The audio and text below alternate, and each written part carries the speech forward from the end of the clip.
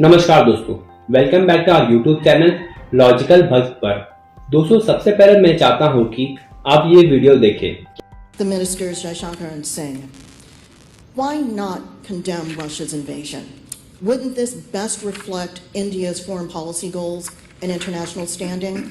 And what is the leverage that the Indian government has to persuade Vladimir Putin? First of all, thank you for the advice and suggestions in your question.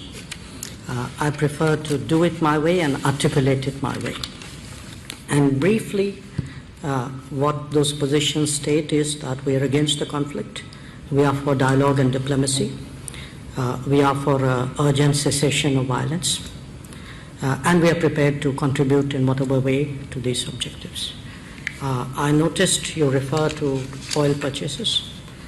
If you are looking at energy purchases from Russia, I would suggest that your attention should be focused on Europe, which probably we do buy some energy which is necessary for our energy security. But I suspect, looking at the figures, probably our total purchases for the month would be less than what Europe does in an afternoon. So you might want to think about it. तो दोस्तों, आपने इस video में देखा हमारे विदेश मंत्री S Jaishankar sir किस तरह से यूरोप की दोहरी पॉलिसी को बेनकाब कर रहे हैं और यूरोप को बता रहे हैं कि यूक्रेन और रशिया के बीच की लड़ाई का मेन फंडिंग तो खुद यूरोप कर रहा है। दोस्तों, रिसेंटली एक ब्लूमबर्ग की रिपोर्ट बहुत ही ज्यादा वायरल हो रही है पूरे यूरोप में और पूरी दुनिया में, और वो रिपोर्ट में कहा जा रहा है कि जर्मनी बहुत ज्यादा गुस्सा है भारत पर और जर्मनी इस बार की G7 समिट में भारत को ना बुलाए और एब्सटेन करे।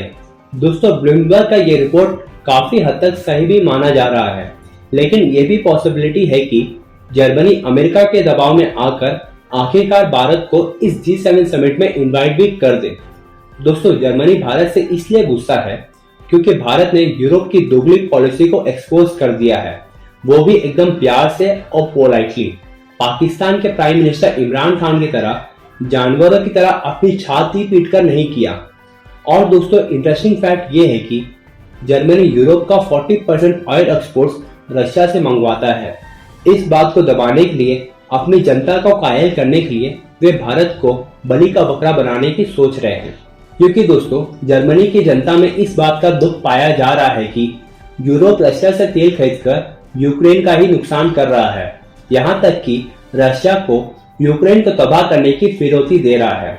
और दोस्तों, और एक इंटरेस्टिंग फैक्ट ये भी है कि 2008 में जब यूक्रेन नेटो का मेंबर बनने वाला था, तब जर्मनी ने ही उस नेटो के आर्टिकल को ब्लॉक कर दिया था, जिसके वजह से अब तक यूक्रेन नेटो का मेंबर नहीं बन पाया। आज के समय में जो भी हो रहा है यूक्रेन के साथ, वो भी अब नहीं हुआ रहता। और दोस्तों, इस दोगली पॉलिसी को अपनी जनता से छुपाने के लिए जर्मनी भारत को G7 समिट में इनवाइट करना नहीं चाहता। लेकिन दोस्तों, मेरे ख्याल से ये भारत के लिए एक अच्छी सिचुएशन है, क्योंकि फिर भारत बिना कुछ सोचे ब्रिक्स समिट को अटेंड कर सकता है और मोदी जी चाइना जा सकते हैं। क्योंकि दोस्तों, इस जून के एंड में G7 समिट होगा और कुछ महीने बाद ही ब्रिक्स समिट भी होगा। और अगर भारत को G7 समिट के लिए इन्विटेशन नहीं आता है तो भारत ठोक बजाकर ब्रिक्स समिट में जा सकता है। और अगर अमेरिका इस बात पर चिंता जताता है तो भारत ये भी कह सकता है कि तुमने तो हमें बुलाया नहीं, तो हमें किस हद से ब्रिक्स समिट में जाने से रोक रहे हो।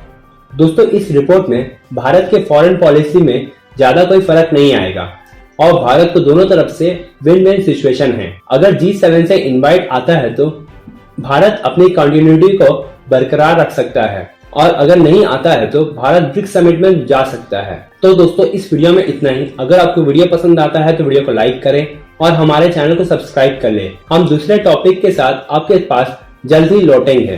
तब तक के लिए आप अपना ख्याल रखिए। जय हिंद, जय भारत।